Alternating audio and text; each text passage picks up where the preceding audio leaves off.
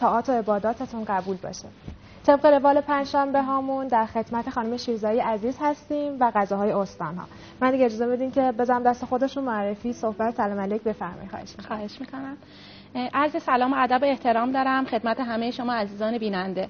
یه تبریک ویژه به خاطر فرارسیدن ماه مبارک رمضان و قبولی طاعات برای همه شما بینندگان عزیز. یه بار دیگه پنجشنبه اومد با یه غذای استان دیگه.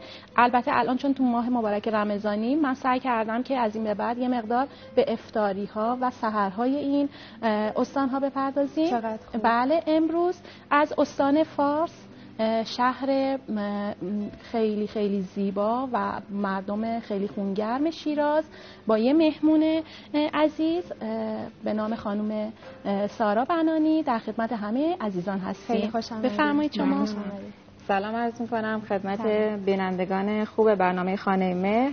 در ضمن سلام مخصوصم دارم به همشهریای خوب خودم، شیرازی‌های مهربون و خونگرم. در خدمتتون هستم. خیلی متشکرم. خیلی خوش آمدید. خواهش می‌کنم. امروز قصد داریم که یکی از حلواهای سنتی یا دسرهای سنتی این شهر رو به اسم حلوای کاسه شیراز به دوستان معرفی کنیم که یکی از حلوای خیلی خیلی خوشمزه است و خیلی هم راحت تهیه میشه.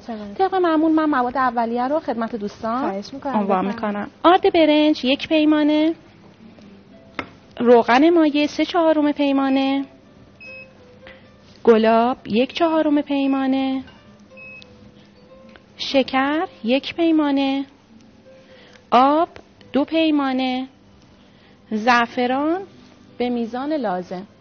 خب اول از همه آرد داریم، آرد برنج که آرد برنج رو به همراه روغن داخل تابه‌ای که گرم شده یه مقدار میریزم. آرد برنج هم تو الک شده خیلی مهمه توش. الان من توضیح کامل در مورد آرد برنج رو میدم چون یه مقدار ترتیب هم زدن و اون لحظه‌ای که این آرد برنج به همراه روغنشون به اون رنگ دلخواشون که طلایی میرسه طول میکشه. اول گفتم که ایشون این مراحلش رو انجام بدن، همینجور که دارن به اون مرحله میرسونن من در رابطه با آرد برنج توضیحات لازم بدم. پس آرد برنج رو به همراه روغن. چه نوع روغن؟ روغن مایه. اگر روغن محلی هم داشتن میتونن یه مقدار بهش اضافه کنن که عطر بوی این حلوا رو خیلی خیلی خوشمزه تر میکنه. خب آرد برنج بهتره که آرد برنج خونگی باشه. آرد برنج خونگی رو خیلی سوال داشتن که چجوری باید تهیه‌اش کنن. برای درست کردن آرد برنج در منزل شما میتونید از برنج نیمدونه معطر ایرانی، تاکید میکنم ایرانی به خاطر عطر و طعمش، استفاده کنید. این برنج رو بعد از شستشو به مدت 2 روز کامل خیس میکنن. چند بار تو این مدت آب این برنج رو عوض میکنن و بعد در انتها بعد از اینکه این برنج رو کاملا آب کشش کردن که آب اضافهش رفت پهن میکنن که کاملا خوش بشه. حدودا 2 الی 3 روز توی محل سایه یه جای خنک این برنج رو زیر رو میکنن، کاملا خوش میشه. بعد از اینکه خوش شد برنج آسیاب میکنن. به همین راحتی آرد برنج خیلی معطر ایرانی و اینکه خیلی خوب، حداقل اینکه چون در منزل تهیه شده خیالشون راحته که حداقل بله از نظر بهداشتی آرد سالمی دارن. این حلوای کاسه یکی از گفتم همونجور که گفتم از حلواهای سنتی این شهره.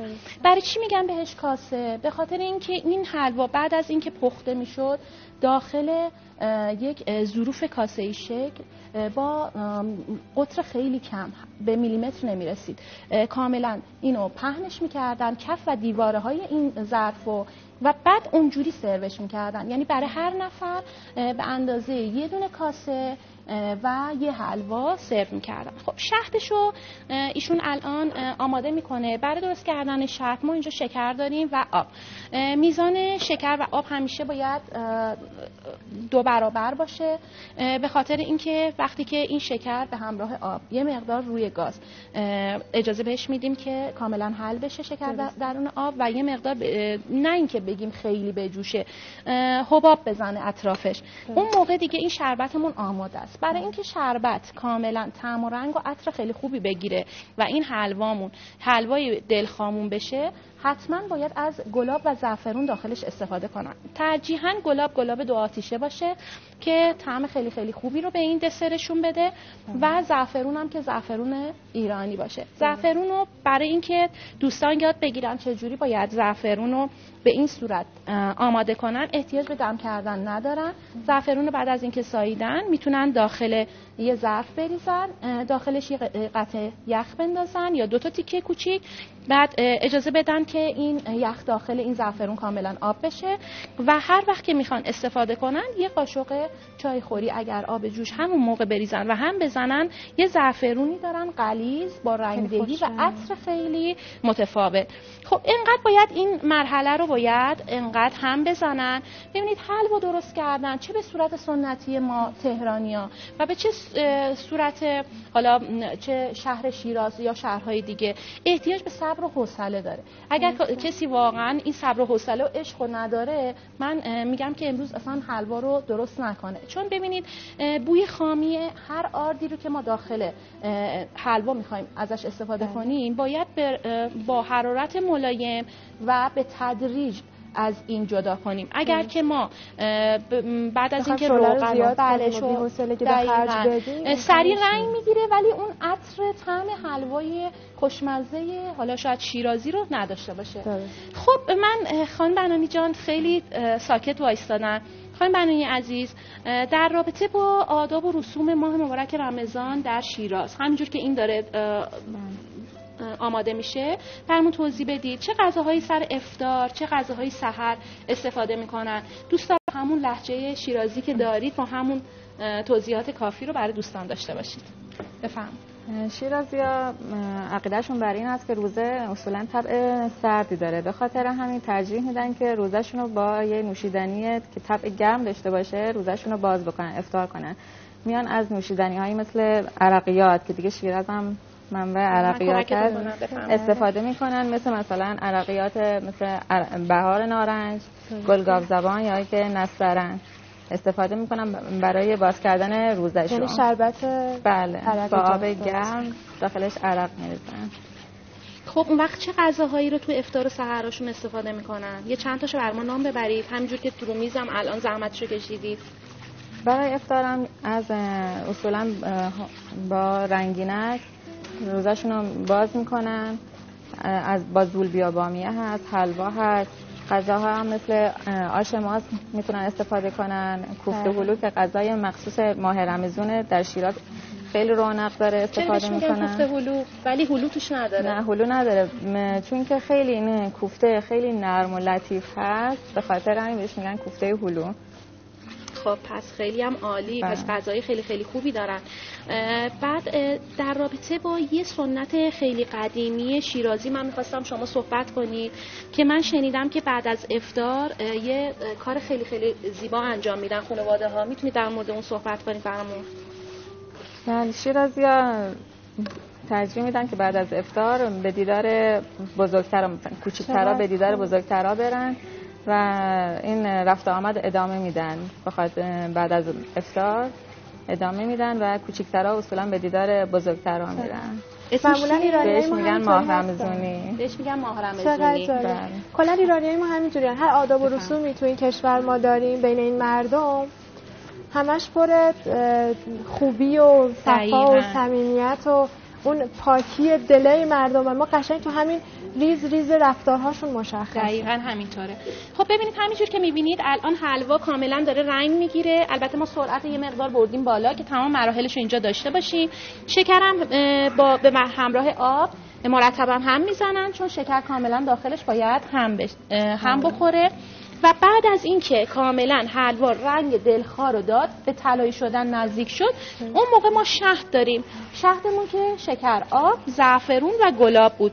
بهش اضافه میکنیم یواش یواش و آروم آروم به تدریج هم میزنیم تا تمام این شهد تو خورد این حلوا بره. اون موقع حلوا کاملا جمع میشه. حلوا رنگ خیلی زیبایی داره. برخلاف حلوای سنتی ما حلوای کاسه رو اگر دقت کنن روی میز هست، حلواشون رنگش روشن و بله اگر نشون بده دوربین، حلواشون رنگش روشنه و خیلی ترد و خیلی خوشمزه است. و اینکه این کاملا باید این حلوا کاملا چرب باشه.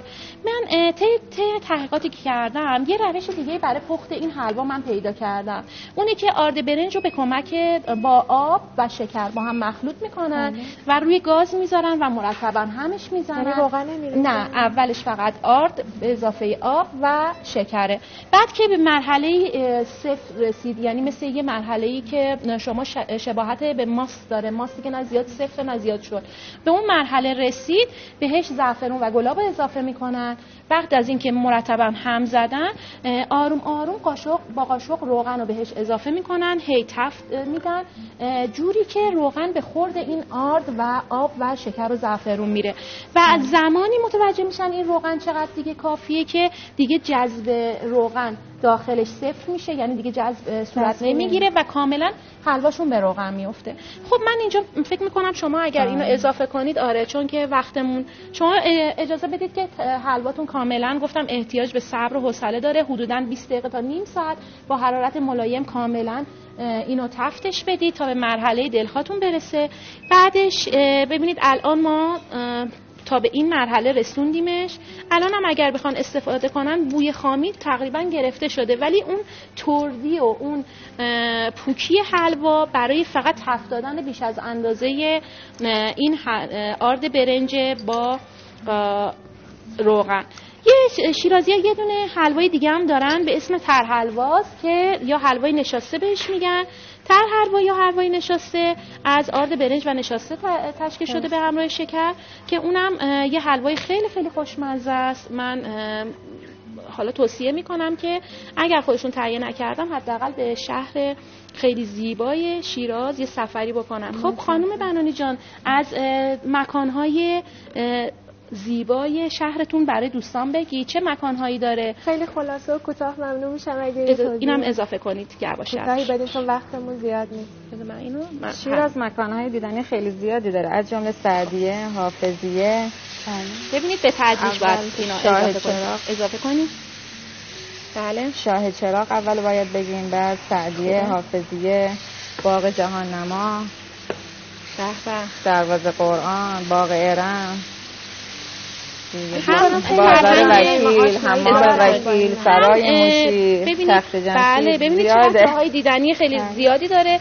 هم اینکه تنوع غذایی خیلی بالایی داره شیراز، هم اینکه شهر خیلی خیلی زیباییه از لحاظ طبیعت، خیلی سرسبزه و هم مردم خیلی خیلی خونگرمی داره. من همیشه اضافه کنید بی زحمت، من هر سال حدوداً سالی 20 روز از سالو من اختصاص میدم به شهر شیراز. البته نه یه دفعه تیکه تیکه، ولی واقعاً هر دفعه که رفتم هنوز احساس میکنم با اینکه اینقدر من تو این سالیانه زیاد از این شهر دیدن کردم، ولی باز احساس میکنم که هنوز مکانهایی هستش که من هنوز نرفتم ندیدم یا غذاهایی دارن که من هنوز نخوردم. میگم کلم پلوی شیرازی فوق العاده غذای بسیار بسیار خوشمزه که الان روی میز هست. رنگینکشون برای ماه رمضان فوق العاده خوبه، چون ما ایرانی‌ها بفرمایید ما ایرانی‌ها همیشه سعی می‌کنیم که با خرما حداقل افطارمون رو باز کنیم و اینکه این رنگینک ترکیبی از مغزها، خرما و آرد و روغن که فوق العاده طعم خیلی خوب و خوشمزه‌ای داره. روی میز همینجور که می‌بینید کوفته هلو رو داریم در کنار، اگه دوربین بگیره الان رنگینک رو دارن میگیرن. بله، در کنار اون حلوای زرد رنگمون که حلوا کاسه است ما کوفته هلو رو داریم. کمش کنید بزنم. مرسی. کوفته هلو رو که تعریف کردن، گفتن چون که یه کوفته‌ایه که خیلی پوک و راحته، یعنی بافت خیلی نرمی داره، خوردنش خیلی راحته. بغلش آش سبزی شیرازا داریم که توی ماه مبارک رمضان فوق العاده مورد استقبال قرار میگیره. اگر روزای خارج از ماه مبارک هم یه سفری به شیراز بکنن، صبحای زود ساعت 5 و 6 صبح میتونن آش سبزی شیراز رو تهیه کنن و بخورن. در کنارش کلم پلوی شیرازی رو داریم که با کوفته ریزه درست شده و کلم سنگ که اینجا تعدیگ همون کلم پلو رو داریم روی این میز کوچیک. از سوغات‌های شهر شیراز میتونیم مسختی رو بگیم و کلوچه رو. یه کار خیلی جالب میکنن شیرازی‌ها و اون اینه که یه دونه این کلوچه کوچولوها رو برمی‌دارن، یه مسختی میذارن روش و با اون میل میکنن، یعنی کلوچه رو به همراه مسختی شیراز میل میکنن. خب سالاد شیرازی که دیگه اصلا معروفه، سالاد واقعا جهانیه که یعنی ما اگه شیرازی هم نباشیم این سالاد بارها استفاده کردیم. البته یه رمزی داره که درست کردن سالاد شیرازی و اون ریز بودنش و استفاده از چاشنی آبقوره است. همه فکر میکنن که باید آب لیمو اضافه کنن، ولی چاشنیش اگه آبقوره باشه خیلی خوبه. پس با اصالت این رو یاد بگیریم. بله حتما. و در کنارش اسم یوخه، نون یوخه شکل کاکای کرمانشاهی خودمونه ولی طعمش خیلی متفاوته. و حالا نون سنگک که به همراه بقیه غذاها موقع افطار میل میکنن. و این حلوا رو همینجور که ببینید کاملا جمع شده، به روغن افتاده. ببینید کاملا آماده سرو شدن. یه مقدار دیگه بگذره بله آماده سرو شدنه. میتونن داخل ظرف بریزن و اگر آخر برنامه وقتی بود تزیین شده شو من به دوستان نشون میدم. خواهش میکنم. دوستان عزیزمون ما خداحافظی میکنیم با این مهمونای عزیزمون تو این بخش. خیلی لطف کردین، خیلی خوشحال شدیم که اومدین و ممنون که وقتتون رو گذاشتین و چیزای خوب به ما یاد دادین. نزدیک افطار که میشه یه نوشیدنی خنک واسه باز کردن روزتون فکر کنم میچسبه. بریم ادامه برنامه رو ببینیم، با ما همراه باشید.